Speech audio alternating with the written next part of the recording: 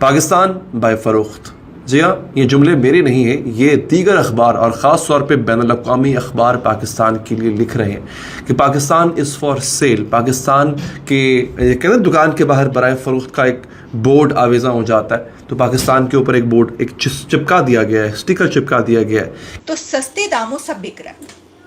अब किसी मुल्क के बारे में जब ये कहा जाए और ये शाया हो कि सस्ते दाम में मिलेंगे आलिया जी, महंगा का कोई औकात नहीं है पाकिस्तान का वैसे भी, क्योंकि महंगा का औकात रहता तो फिर पाकिस्तान यहाँ पे नहीं रहता। पाकिस्तान पे फॉर सेल का बोर्ड नहीं लगता।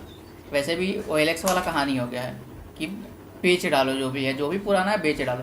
तो वैसे भी पाकिस्तान पुराना हो चुका है, बेच डालिए आप लोग। अच्छा, मिडल ईस्ट में तो ये पब्लिश हुआ, लेकिन इसके बाद रीपब्लिश ये कहाँ हुआ है, उसमें है पाकिस्तान डिफेंस की वेबसाइट पर ये रीपब्लिश हुआ है। और फिर इसके अलावा एक और जगह पर मैं देख रही थी, वहाँ पर भी रीपब्लिश हुआ है। 2-3 सोर्सेज ऐसे हैं पाकिस्तान में कि जहाँ पर ये रीपब्लिश हो चुका है कि ये मुल्क इस वक्त बराए फरोख्त है। हेलो दोस्तों, नमस्कार, मैं हूँ सौरभ और आप देख रहे हैं 9 रूटीन। दोस्तों, आपको 1 या 2 वीडियो पहले हम बताए थे कि UAE पाकिस्तान को खरीदने का बोली लगा चुका है। और अब ये भी एक खबर आ रही है कि UAE ने पाकिस्तान के कराची पोर्ट है, जो कि कराची का बंदरगाह उन लोग का सबसे बिजीएस्ट, और वही एक है कि जहाँ से फ़ौज का भी ऑपरेशन चलता है और इन लोग का जो भी खाने पीने का जो सामान आता था वो भी चलता था।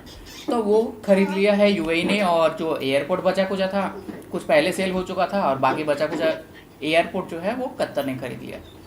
अब इसके बाद और क्या क्या बिकना है, क्योंकि पाकिस्तान पे फॉर सेल का स्टिकर लग चुका है। भाई जिसको जिसको खरीदना है वो अपना बोली लगा सकता है, और इंडिया से भी जो इंटरेस्टेड है जाके खरीद सकता है। वैसे बर्बाद होने का जिसको शौक है वही जा सकता है। तो चलिए देर ना करते इस वीडियो को एंजॉय करते हैं। और वीडियो अगर अच्छा लगे तो वीडियो को लाइक जरूर से कर लीजिएगा। चैनल पर नहीं तो चैनल को सब्सक्राइब कर लीजिएगा, बेल आइकन प्रेस करना ना भूलें, ताकि हर आने वाली लेटेस्ट वीडियो का नोटिफिकेशन आपको मिल सके। मिलते हैं किसी अगले नेक्स्ट और मज़ेदार टॉपिक पे, तब तक के लिए जय हिंद, जय भारत। आपकी हर चीज़ बिकने जा रही है, आपकी हर चीज़ गिरवी होने जा रही है, लेकिन सवाल यहाँ पर यह है कि क्या ये अच्छी बात है, क्या ऐसा होना चाहिए था? क्योंकि अगर मैं आपको इसके बरअक्स बताऊं तो आप लोग हैरान हो जाएंगे। हाँ, मैं तनकीद ज़रूर करूँगा, क्योंकि पाकिस्तान बराए फ़रोख्त का लेबल कोई अच्छा लेबल नहीं है। अब जैसा मैंने कहा कि हालात हमारे वो हैं कि जो हमने कर्जे देने हैं, चुकाना है, जो पैसा डेट्स जो हैं वो हमारे सर के ऊपर से जो पानी गुजर चुका है, यानी कि पानी पुलों के नीचे से तो गुजरता ही है, लेकिन सर के ऊपर से भी पानी गुजर चुका हो तो तब हमारे ये हालात आ जाते हैं। तो हमारे मुल्क के हालात, पाकिस्तान के हालात यही हैं, जिस पर ये कि पाकिस्तान फॉर सेल। नाज़रीन, पाकिस्तान बराए फ़रोख्त क्यों कहा गया? मेरे सामने इस वक्त मिडल ईस्ट आई नामी एक बहुत ही मशहूर अखबार है और उसकी स्टोरी है। आपको शायद याद होगा, मैंने आपको कुछ चंद हफ्ते पहले की बात है, मैंने आपको खबर दी थी। मैंने आपको बताया था कि कराची की जो बंदरगाह है वो UAE के हवाले की जानी है। मैंने आपको पहले बता दिया था।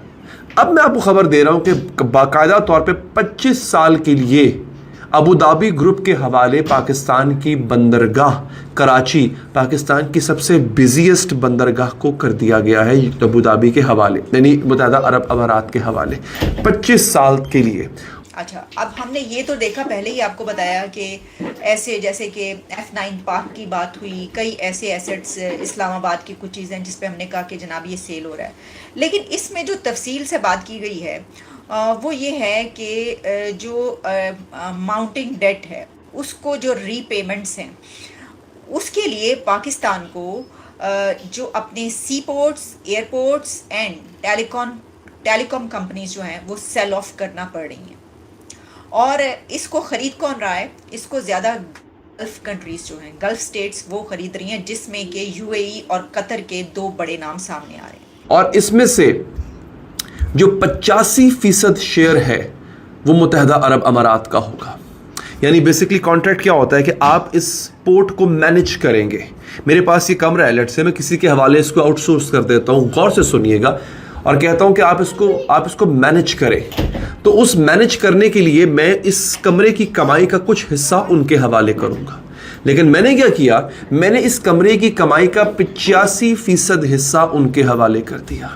ये डीलें लोग करते रहते हैं। ऐसा होता है कि कोई मुल्क कहता है जनाब मुझसे फला चीज़ नहीं हो रही, तो वो किसी और मुल्क से कहता है कि तुम आके मेरी मदद कर दो। मैं आपको एग्जाम्पल देता हूँ। जापान एक ऐसा मुल्क है कि जिसके पास अपनी फ़ौज नहीं है। जापान के पास फ़ौज नहीं है, उसने अपने आप को टेक्नोलॉजिकली एडवांस किया। अब आप जान के हैरान होंगे, जापान की फौज अगर नहीं है तो दुश्मन तो अभी भी जापान के बहुत ज्यादा है। तो जापान की हिफाजत कौन कर रहा है? जापान की हिफाजत जापान पर ही एटम बम गिराने वाला अमेरिका कर रहा है। जापान में इस वक्त अमेरिका की फौज तैनात है। ये बात बड़ी हैरान कुन है नाज़रीन। उसकी वजह यह है कि जापान ने अपनी सिक्योरिटी को आउटसोर्स कर दिया हुआ है। लेकिन आउटसोर्स करना बुरी बात नहीं है, किसी और को ठेका दे देना बुरी बात नहीं है। सवाल यहां पे उठता है कि वो ठेके की डील आपने कैसे निगोशिएट की है, उस ठेके की टर्म्स एंड कंडीशंस क्या हैं। अगर आपने उस ठेकेदार को अपने कमाई के हिस्से का 85% दे दिया है तो क्या ये मौजू ठेका होगा? क्या ये एक मौजू डील होगी? आपका मुल्क कोई खरीद रहा हो, यानी माफ कीजिएगा, आपका मुल्क का सूरत हाल तो ऐसी है, तो उसमें अगर वो कोई हिस्सा खरीद रहे हैं, उसकी जैसा कि मैंने आपको बताया कि ये जो बनाते हैं वो इतना पैसे लगाते हैं और उस पे कंस्ट्रक्शन होती है मल्टीपर्पज़ कार्गो टर्मिनल की, तो क्या आप समझते हैं कि वो जो टर्मिनल है या वो जो हिस्सा है उस पे उनका कंट्रोल नहीं होगा? उन्हीं का कंट्रोल होगा फिर।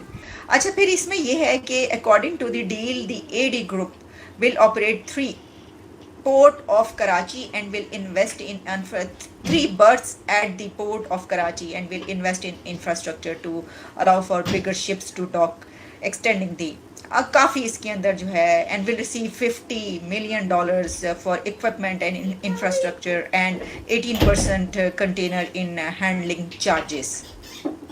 अच्छा, फिर Pakistan top economics and correspondent, अच्छा ठीक है, पाकिस्तान के जो टॉप इकोनॉमी के कॉरस्पॉन्डेंट हैं शहबाज राना, उन्होंने ये बताया है मिडल ईस्ट आई को कि there was a definite sense of desperation about the deal and that it cuts some essential corners.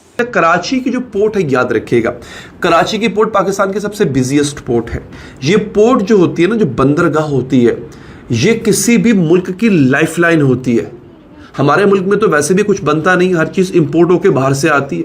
अगर बंदरगाह पे किसी का और का कब्जा हो जाए तो वो आपके मुल्क की सांसों को रोक सकता है, आपकी मुल्क की नब्ज को रोक सकता है, कंट्रोल कर सकता है, याद रखिएगा। और ये स्ट्रेटेजिक पॉइंट ऑफ व्यू से बड़ी इंपॉर्टेंट होती है। बंदरगाहों के ज़रिए ही आप अपनी हिफाजत करते हैं, अपने मुल्क की कुमक पहुँचती है, आपको एड पहुँचती है हर किस्म की। आप समझ रहे, इतनी इंपॉर्टेंट होती है बंदरगाह। सिर्फ ये मत सोचिएगा कि तिजारत के लिए इस्तेमाल होती है, ये तमाम शोबे भी इसी में फॉल करते हैं। वजह यह है कि इस तरह की डील्स जो है वो मुत्तहिदा अरब अमारात जैसे दोस्त ममालिक को खुश करने की जा रही हैं ताकि उनसे मज़ीद लोन ले सके। आपको याद होगा पाकिस्तान ने अभी हाल ही में IMF की डील सिक्योर की है, 1 कुछ बिलियन डॉलर जो हैं हमें मिले हैं। इसके साथ साथ हमें 3 अरब डॉलर सऊदी अरब और मुत्तहिदा अरब अमारात ने भी दिए हैं कि बैंकों में जाकर रखवा दो, हमें मज़ीद लोन चाहिए। हमें अगले 3 साल में IMF समेत दीगर ममालिक से जो हमने कर्जा लिया हुआ है वो वापस करना है। वो कर्जा कितना है? 80 अरब डॉलर्स का। ये पैसे कहाँ से आएंगे? ये पैसे ऐसे आएंगे कि मुल्क के मुख्तलिफ एसेट्स को आप सेल कर दें, ठेके पे दे दें। लेकिन अगर आपने ठेके पे देना भी है तो कम से कम उस कीमत पे दें जो कीमत उसकी बनती है। सवाल यहाँ पे ये उठ रहा है। अब हमें चूँकि चाहिए सऊदी अरब से, मुत्तहिदा अरब अमारात से मज़ीद लोन, मज़ीद कर्ज़े, लिहाजा हम कह रहे हैं कि जनाब ये भी ले लो, वो भी ले लो। जी दोस्तों, आपने वीडियो देखी। वीडियो में हमने देखा कि बड़े बड़े जो न्यूज़ अखबार आते हैं पूरे वर्ल्ड में, उनमें ये लिखी अब हेडिंग आ रही है कि भी पाकिस्तान बराए फ़रोख्त। तो ये बड़ी शर्म की बात है, बहुत ज़्यादा शर्म की बात है। हमारे हुक्मरानों को कब अकल आएगी, कब ये अपने देश के बारे में सोचेंगे? हमें तो ये समझ नहीं आती। हमने बस यही सुनते सुनते मर जाना, आज ये चीज़ महंगी होगी, आज ये चीज़ महंगी होगी। पाकिस्तान के जो हालात है बड़े ख़राब हैं। इसके बारे में संजीदगी से सोचने की ज़रूरत है। जो हमारे हुक्मरान हैं, हमारी उनसे विनती है कि वो अपने देश पे रहम करें और आपस के ये जो लड़ाई झगड़े हैं सियासतदानों के, कोई किसी के साथ लड़ रहा है, कोई किसी के साथ लड़ रहा है, जो भी है हमारे इधर पाकिस्तान में पावर में आ जाता है, जो भी हुक्मरान बन जाता है, वो जो पोजीशन होते हैं उसकी टांगें खींचनी शुरू कर देता है, उससे बदले लेने शुरू कर देता है। तो वो अपने देश के बारे में कम ही सोचते हैं। हमारी तो यही ख्वाहिश रहनी है, हम तो सारी उम्र यही सोचते रहेंगे कब ये पाकिस्तान के बारे में ये सोचेंगे और कब पाकिस्तान के हालात अच्छे होंगे। तो आप इसके बारे में क्या कहते हैं? अपनी राय का इज़हार ज़रूर कीजिएगा।